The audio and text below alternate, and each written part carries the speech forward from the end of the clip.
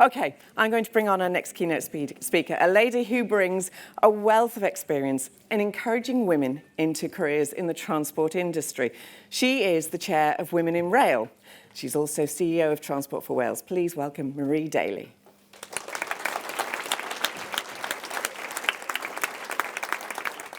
Check it's working. I was listening to the end of that then and thinking, how many women sat in the audience thinking, I'm not telling my story, I'm not going on social media. For years, I used to think, well, I haven't got a story.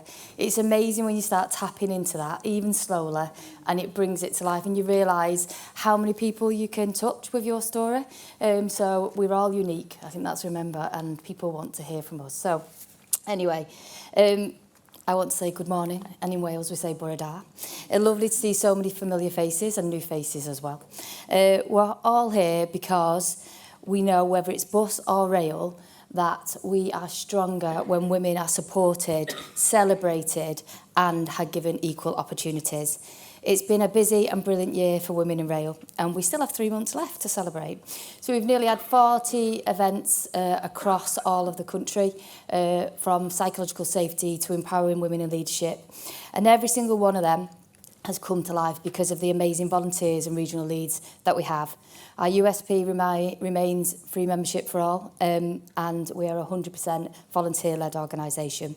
One of the programmes we're most, I think, proud of is our mentoring programme, cross-industry, 500 mentees and mentors this year. And since its inception 7 years ago, 2,700 people have been through the programme.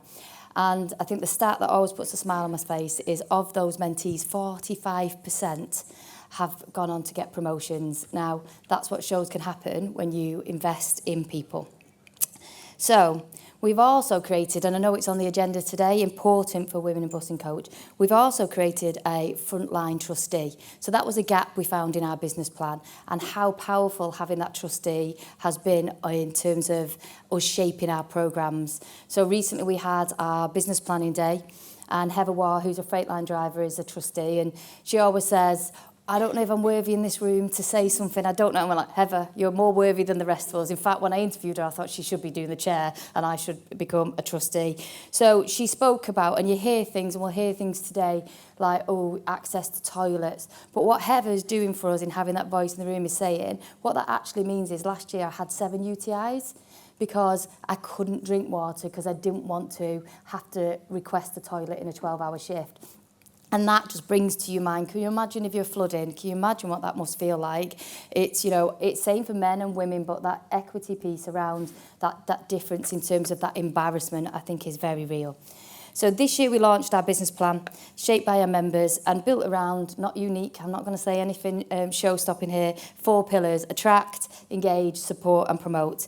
We have 12 volunteer programmes, and they're all led by our trustees and volunteers. One of the things within that business plan this year that I'm really quite proud of, we co-created it with our corporate sponsors, is called the Gender Equity Tick List. So it's a set of simple, practical actions that organisations can take to move the dial, and they can, it's nothing fancy, they can do the basics. In fact, I heard most of them here today. It's what we hear all the time. So sometimes we talk about big strategies, but actually pick up the Gender Equity Tick List. Here's a list of things that we can do. Now, I'm lucky to be supported at Transport for Wales by our amazing non-exec director, Louise Cheeseman.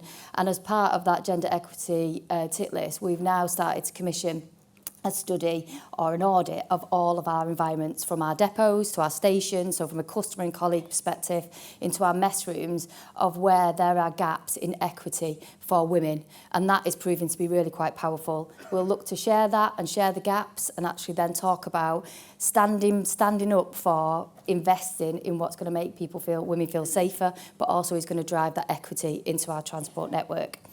So I wanted to pause, and I heard it come today because it's something I'm really, really passionate about. So I wanted to pause to talk about privilege. So I hear a lot about male allyship, and that is really important. In rail, we are 80% male, so we need, and I have had some of the best mentors and the best managers who have been men.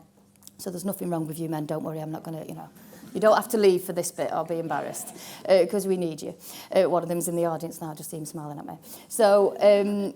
So why do I talk about privilege? So allyship is really, really important, as I've said, but we've all got privilege. So, and how do you use that privilege to really, and I heard it on the panel, to bring people to life? So I've often shared about my own story growing up, and that's why I said, share your story. You think, actually, and so many people connect to it.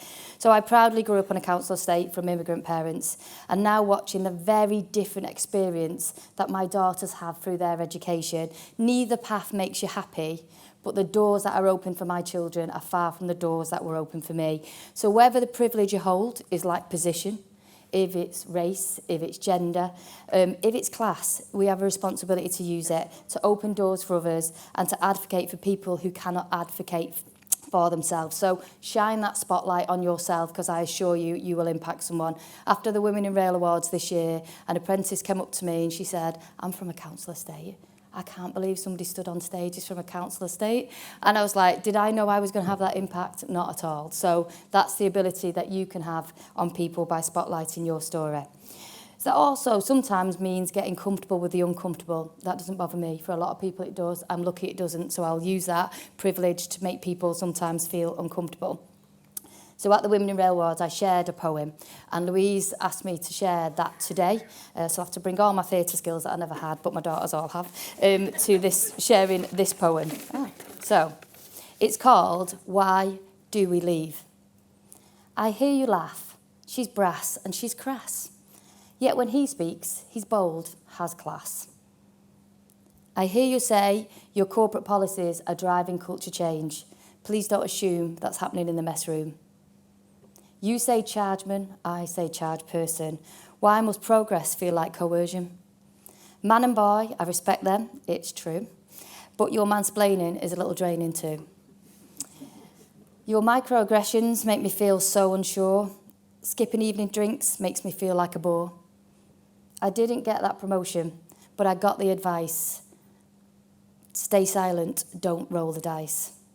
I'm a driver. I'm seeking change, yet flexible working stays out of range. I'm flooding today. I'm not sick, but I have to pick. Feel the shame or cancel the train. So here I am. I've resigned. I'm going. Waiting for my turn to speak my mind. Yet no questions, no exit interview. I can almost hear you few.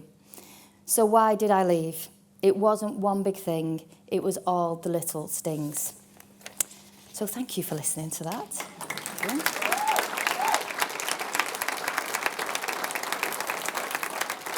Lee didn't know I was a poet, so one of my colleagues in the room is like, oh, I didn't know Marie's a poet. So thank you for listening, and thank you for those who are already making workplaces not what I have just spoke about. We have got lots and lots to do, but it's exciting. We've got plans between bus and rail, yes, we have got plans between women in bus and coach, and women in rail. We've got a plan, but we've got a long way to go. But if we're excited and we mobilise the voices in this room and we bring together bus and rail, and we really challenge ourselves to listen to those frontline colleagues who are keeping us moving every single day, I believe that we can ensure not only women join our industry, but thrive in our industry.